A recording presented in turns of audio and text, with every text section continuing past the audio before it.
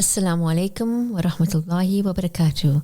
My name is Shahana Mia and welcome to our Academia Library book review session. Today I'll be speaking to Naeema Parker and we're speaking about a book called Counseling Muslims, the Handbook of Mental Health Issues and Interventions. Naeema, welcome.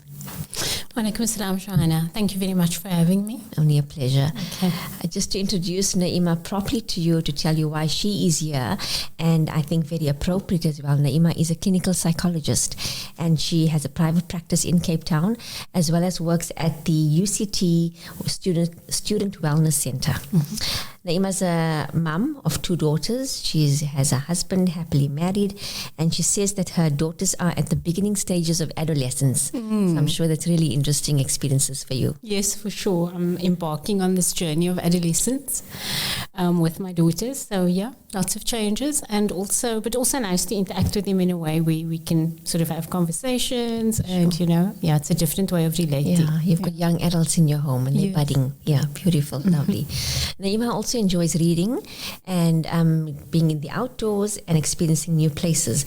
But what very intrigued me very much was Naeema said that she's constantly striving to spend less time on Instagram. And I thought, wow, that's something we all need to strive towards. Well, I mean, I can't say whether it's successfully or not. I think it's just maybe not even so much striving to get off it, but maybe just being mindful of how I'm consuming my time on social media, I think.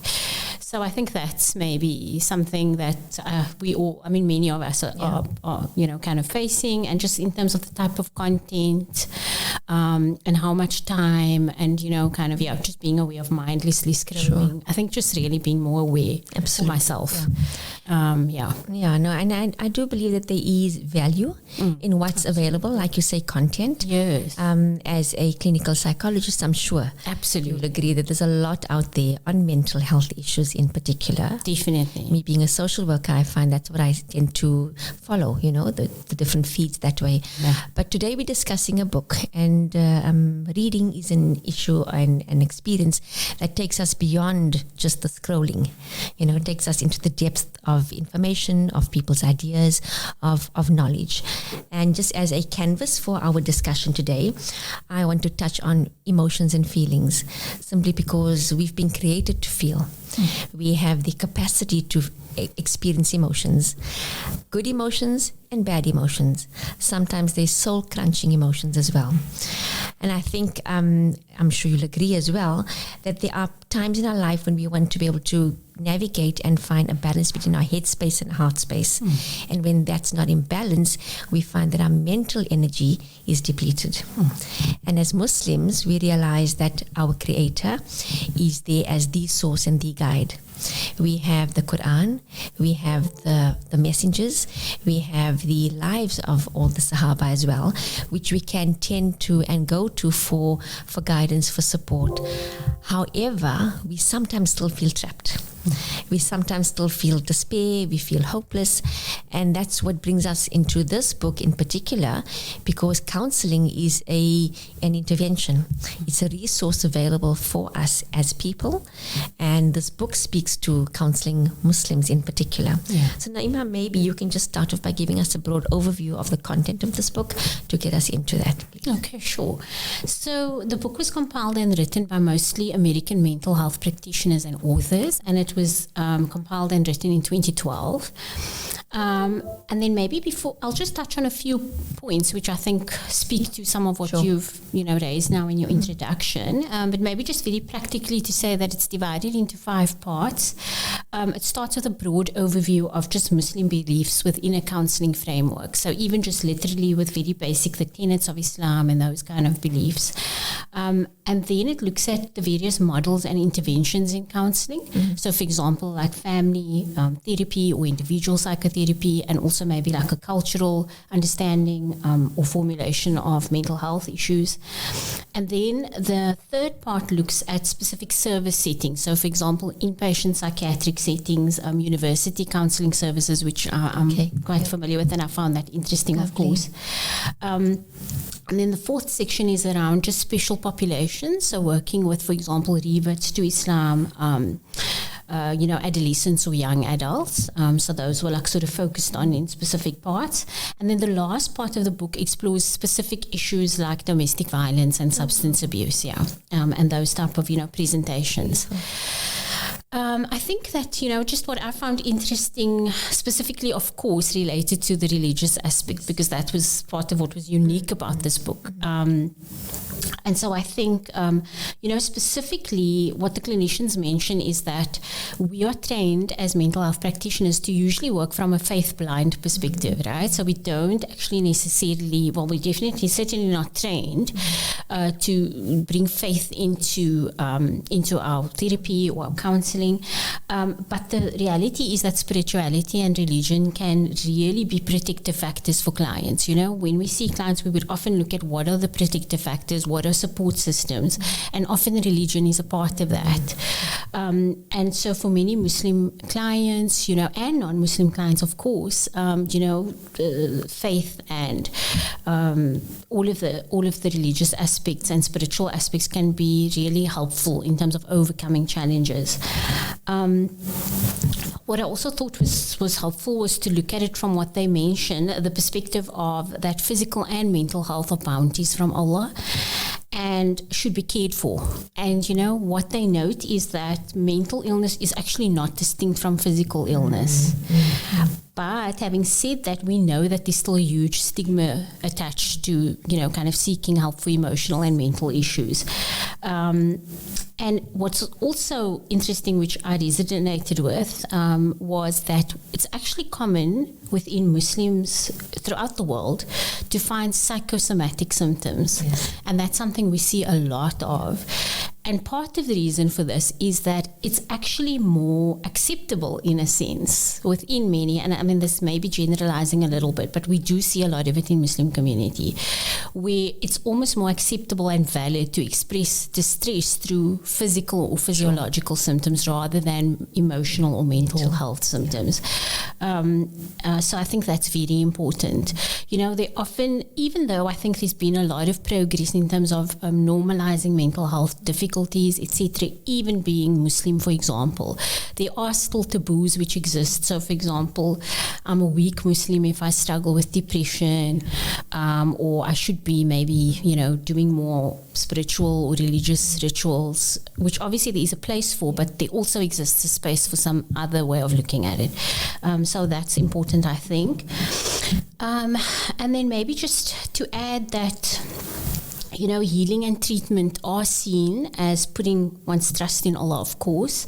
But then what's also mentioned is that notion, that hadith that's often mentioned around tying the camel first. Yes. And in this case, of course, it would be that the action through the intervention of Allah subhanahu wa ta'ala is through counseling and therapy and medication and other aspects like behavioral changes, lifestyle changes, etc. Yeah. So it sounds like the book is very broad. It covers all aspects. It really does. It really does. And I think probably, it does try to capture, of course, a lot that's related to just, I suppose, the correlation or the intersection, rather, that's the word, between religion, spirituality, and then mental health and counseling. So in terms of the book being written by American authors, do you find that there's a similarity to our South African mental health situation, or is there a huge difference, or would you say there's a similarity because of being Muslim rather than the... Well, in all honesty, I think yes, absolutely, there will always be things that will resonate and that are universal. We are emotional beings. As you said, that's the way that also that Allah subhanahu wa ta'ala created us. So there certainly is like a universal aspect in that sense, like in terms of humanity and emotional experience. But I think more specifically, probably the lens through which the book is written is very much centered around the very large, actually, well, in terms of like the type of population that the authors work with, Muslim immigrant population in the United States. Immigrant? Yes, immigrant population. So from which countries? So specifically they speak a lot about Arab clients, clients originally from the Middle East, and South Asian backgrounds also. And of course often second generation, but also very much, kind of people that have immigrated directly and are dealing with a lot of, specifically specific cultural constructs that maybe in South Africa we might not necessarily relate to as directly. But then the predominant Islamic principles would be the same. Yes. Yeah. I mean, if we're thinking about working from that perspective, then yes. So that's why some of it, there are overlaps. But I think maybe that particularly felt a little bit different. Sure. And then maybe just one other thing which relates to the Muslim experiences in the West, which there's a lot of emphasis about. So, for example, post 9/11, and the resultant link between Muslims and terrorism, that came up also quite a bit. And I think we were less exposed to some of that. Right, yeah. But overall, of course, I mean, there certainly are overlaps. Lovely. It's so nice to know that there is this facility available, not just to anyone in any particular country, but we can zone it down to our country. We don't have a book as such, but we have the resources. We have the clinicians available to be able to be there and support us. Lots of our clinicians are now studying Islam from a different perspective and looking at the psychosomatic understanding of the body itself and how that presents. I think I read somewhere a while ago there was a Harvard study where they said that if you are at the age of 50 and your health is fine, as well as your mental state, then by the age of 80 or 90, inshallah, if you're still alive, then your happiness will be a lot larger and greater. There's a relation to that as well. So it's really interesting to know that your mental state is linked to your spiritual state, is linked to your physical state, and as well as all the cultural aspects of our lives, our community, our broader spectrum of things in that way.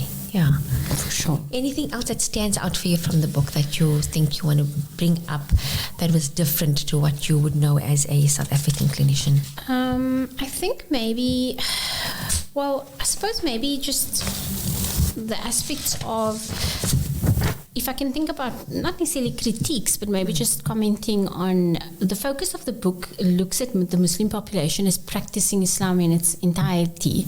I mean, that's just the sense that I sort of got from going through the chapters. And of course, as therapists, we encounter clients all the time who, they identify as Muslim, but are not necessarily identifying as religious. And similarly as therapists, that would also be the case. So I just think that maybe, for example, it's very common also to work with clients who have a lot of internal conflict around religious beliefs, or often it's about the way that the religion is enforced by family members. I think maybe if I did have a critique, it would be that I felt that not enough attention was paid to the grey areas of Muslim therapists working with Muslim clients. So, for example, specifically the intersection between culture and religion, for example. I think there's a lot around that. Often things are sort of taught or shared in families, for example, that are, kind of passed as religious, but they actually may be more cultural beliefs or cultural traditions, etc. So that may be, and then also, things like self-harm and suicidality, these are difficult, challenging issues that people with depression may experience irrespective of religion. And so I think even something like that. And then also, this is another whole area in itself, but even like around sexuality, for example, we see a lot of that. And, while we know the Islamic view, there's also the reality of working with clients who are conflicted. And so I think maybe that could have been touched on a bit more. But maybe just also to say the book is 10 years old. And so time has passed and a lot more has come up. So maybe that might also be part of that. There's a lot more exposure. Yes. People are being exposed and people are becoming more comfortable to be able to face their vulnerabilities.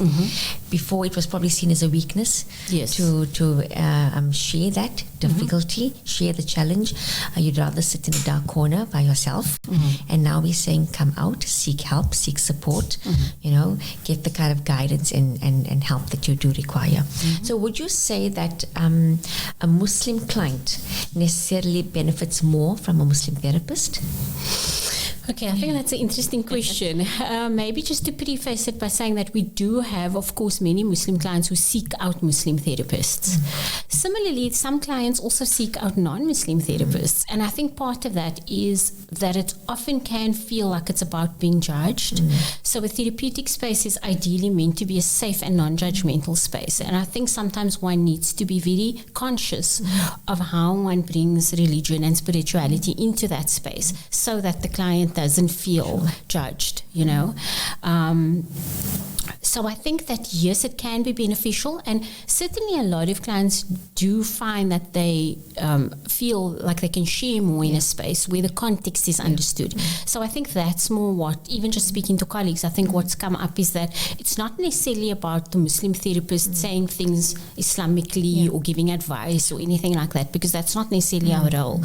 But it's actually just understanding the context, the background, you know, those kind of things that helps, I think, to find a space that feels sort of helpful in that regard. And in a safe, contained space, and there's no stigma. And it's something that people as individuals need to understand, that when seeking the help and support from a professional, because the professional takes that oath to be able to be non-judgmental, to be able to be just completely serving the client's needs rather than anything else.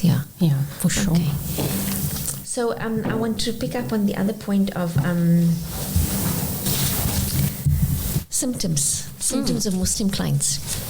Different from non-Muslim clients? Not necessarily. Not necessarily. I think that I mean, you know, when we're talking about looking at the mental health disorders, if you will, or mental health challenges, I mean, there are certain, you know, kind of clinical diagnoses, for example, and those are not limited to certain religions or cultures. Although, as we were saying, for example, with psychosomatic presentations, where there's maybe a culture that represses or doesn't necessarily allow for opening up so much about mental health issues, it might manifest in different ways. So that's the one thing. But I think in general, it's not necessarily that different. I did just also want to mention earlier, which I neglected to say, is that one of the, with regards to the causes of mental illness, one of the aspects that was mentioned in the book was about the supernatural aspect.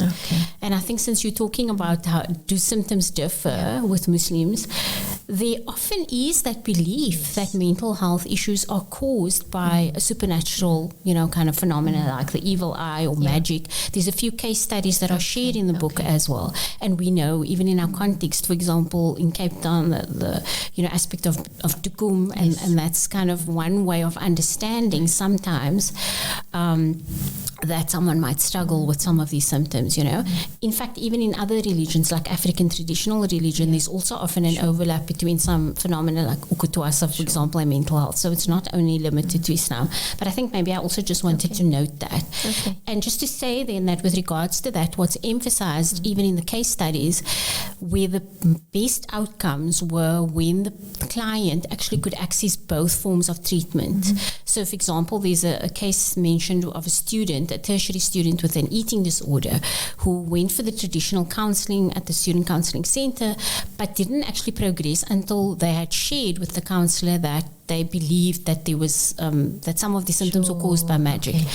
And actually the counselor then accessed an imam themselves, and the students started seeing the imam and the therapist, and then the student really started progressing in terms of symptoms. So I think that's just an example of, you know, kind of also managing managing different viewpoints and perspectives. So do you think we need a book, a South African book? Well, I'm sure there will always be, that could always be useful. Maybe just to say that I think that there is more of an awareness now of Muslims and mental health in our context as well. Just as an example, so in Cape Town, I am part of just a referral group of Muslim psychologists mostly, but mental health practitioners. And we would often liaise with each other around referrals, and that's about 40 to 50 just in Cape Town. So that's just a start, really. And then as a sort of, you know, as a result of that, a smaller group of us, about 10 of us, I started a peer supervision group, and we always discussing cases, and some of, in fact, mostly with Muslim clients. So we can actually talk about some of the issues around being Muslim therapists, working with Muslim clients, and it's really nice to have that space. And then, while one of our colleagues actually is doing a PhD on Muslims and mental health locally. So I certainly think there's a lot more that's happening around that, more awareness for sure. Right. And in terms of gender, Is there a difference? Because sometimes there is this issue of the males probably not seeking the support as much as the females would. I suppose there will be that, and that I think is part of a bigger picture around societal and cultural constructs, really. I think where men are socialized to be less expressive of emotions, and it is sort of seen in a much more negative light.